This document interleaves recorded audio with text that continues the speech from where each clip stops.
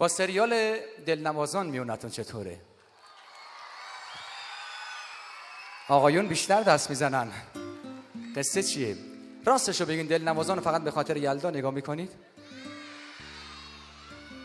اما مرتضی به یلدا SMS داده بود که تو طلاقتو بگیر من حمایتت میکنم. به افتخارش دست بزنی. علی مرتضی رو بیار روسن. مرتضی چرا این شکلی شدی؟ ببین گوش کن، وقتمون کمه، تیکه بخوای بندازی 40 تیکت میکنم. فقط حواست باشه وقتمون خیلی خیلی کمه. منتظرن همه، ترافیکی از میوه اون پشت هست یکی یکی رسیده. آماده. اما پورنگ دوست دارم. عزیزان ابراز علاقه میکنم، شما همه چی شوخی گرفتی. چقدر زیبا شدی امشب. بیا عزیزم بیا اینجا. انگار یوزارسیف رو به رومه. آقا شبیه بوتیفار بودی. آقا با تو شوخی ندارم ها. نه شبیه یوزارسیف نه بوتیفار، اما شبیه کاهنای معبد هست.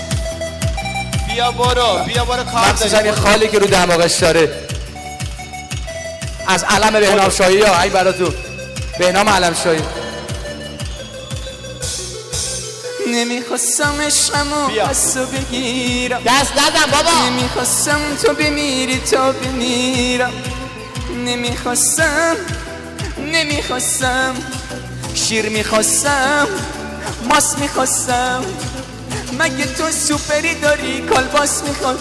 آقا سوسیس کالباس واقعا دوستم داری؟ دست در نکنه. اگه واقعا میگی دوستم داری زود باش آقا جان، زود باش. علی آقای اگه میگی واقعا فرنگی. دوستم داری، اگه واقعا تو از من خوشت میاد، چرا من نبردی تلویزیون؟ چرا این کارو کردی؟ تا اون آهنگ شادر نخونی من نمیام. این یکی از کجا؟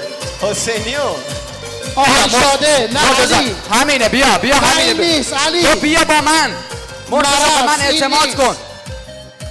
بیا به من اعتماد کن مرتضی. آخه من این ورم نابینا، تو اون ور نگاه میکنی.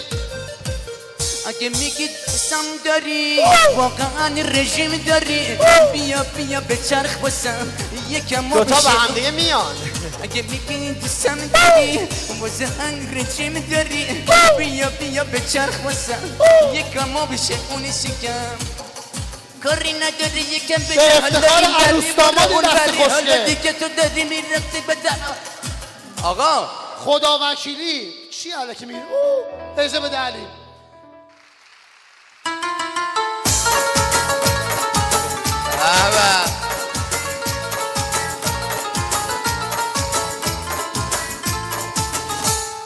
تشکر کنم دوستان عزیزم آقای عزیزی که صدا برداری میکنن، دوستان تصویر بردار آقای احسان شربتدار، آقای کمال جهانبخش، آقای درگاهی عزیز که گاهی دم در گاهی بالاخره این علی فرهنگی که با من همکاری میکنه، معروف به علی تسو، خیلی شبیهشه. این دست براش بزنی، گناه داره، پسر خوبیه. خدا گناه داره انسان خوب. نخیر آقا، من از کسی الکی تعریف نمی کنم، اینو من مخصوصا میشناسم. انسان شریف، از بچگی بزرگ شده، هیچ مشکلی نداره. عنایت کنید دستی فوق العاده به افتخاره. بابا شوخی میکنم، متشکرم. نام خدا مفتح درب‌های بسته است، بر قفل سینه ها کلیدی خجسته است. دوستان عزیز، خانم ها آقایان، لیدیز اند جنتلمن، سلام. متشکرم از اینکه منو ضایع کردین با این جواب سلامتون. ما چه ذوقی داشتیم به خدا. زنگ زدن تهیه کننده محترم آقای دریایی که قبلا دریاچه‌ای بود، اول حوضچه بود بعد دریاچه‌ای شد، حالا دریاییه، که کجایی زودتر بیا. گفتم داره میام، استرس به من نده. مجبور شدیم به عشق شما به موقع برسیم. گاز ماشین رو گرفتیم، سرعت افتضاحی که صدای ماشین هنوز تو گوشم زنگ میزنه با اون وضعیتی که ما رانندگی میکردیم. اگر پلیس نامحسوس ما رو میگرفت میخوابون ماشین. البته من بگم شما بدونی قصه چی بوده. حالا من اومدم رو صحنه به یه امیدی سلامی گرم خدمت حضار میکنم. همه در پاسخ به من انگار سرندیپیتی اومده رو صحنه. اشکال نداره. ریوندی هستم برنامه صدا سازی یا تقلید صدا. اجازه میخوام قبل از هر چیز من توضیح مختصری رو در مورد اجرام براتون بگم. به لحاظ حساسیت بالایی که در این کار وجود داره. چون ما در طبقه بندی طول موج فرکانس های صدایی به جایی میرسیم که میگم ببخشید وسط صحبتاتون دارم حرف میزنم من دارم حرف میزنم، این برنامه حساسه. من لحظه ای اگر خطا کنم صدای محمد اصفهانی یه چیز دیگه میشه. کی میتونه جواب بده؟